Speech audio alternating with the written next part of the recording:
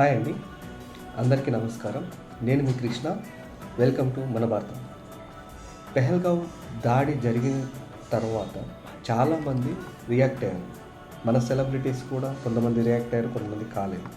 React కాకపోయినా అది okay, ఎందుకంటే ఎవరి అభిప్రాయాలు వాళ్ళకు ఉంటాయి. అవ్వచ్చు, అవ్వకపోవచ్చు, అవ్వాలనేది ఏం లేదు ఇక్కడ.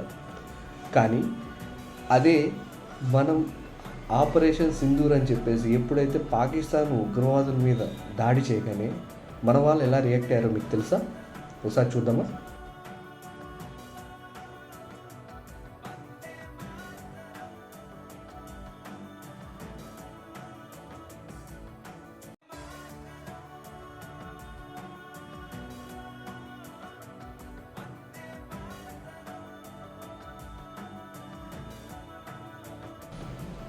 మన వాళ్ళు ఎలా రియాక్ట్ అయ్యారంటే act of violence, group of animals, తోటకూర అని చెప్పేసి చాలా పెద్ద పెద్ద పదాలు వాడారులేండి.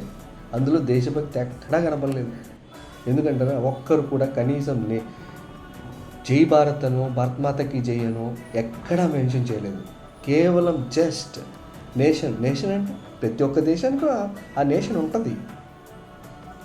మనకు లేదు, మనం ఇండియన్ ఒక నేషన్, మంది కూడా ఒక నేషన్ కరెక్టే. ఇండియా అని పేరు పలకడానికి కూడా వాళ్ళకి నోరు రావట్లా. అలా ఉంది మన దేశం. మనం ఏం రియాక్ట్ అవ్వాలి, ఎలా రియాక్ట్ అవ్వాలో కూడా అర్థం అవ్వట్లేదు.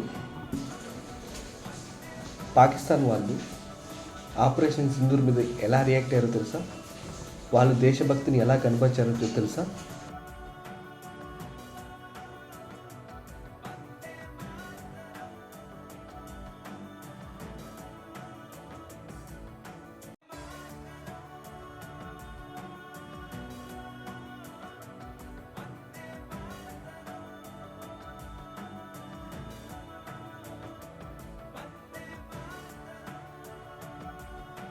కొంతమంది ఎలా అంటున్నారంటే జై భారత్ జై హింద్ అనకపోతే నేను భారతీయుని కాదా?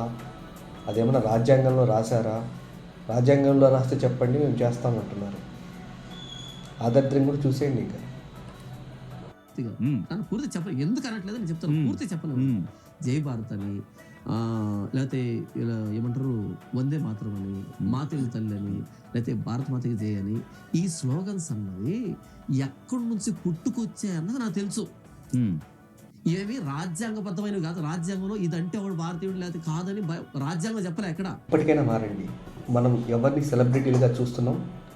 ఎవరు దేశభక్తి అంటే ఓన్లీ సినిమాల్లోనే కాదండి, కనీసం అంతో ఎంతో బయట కూడా ఉండాలి. రెస్పాన్సిబిలిటీ ఉండాలి, హ్యుమానిటీ ఉండాలి, అన్నీ ఉండాలి. సో ఇంతటితో ఈ వీడియో క్లోజ్ చేస్తున్నా. జై హింద్, జై భారత్.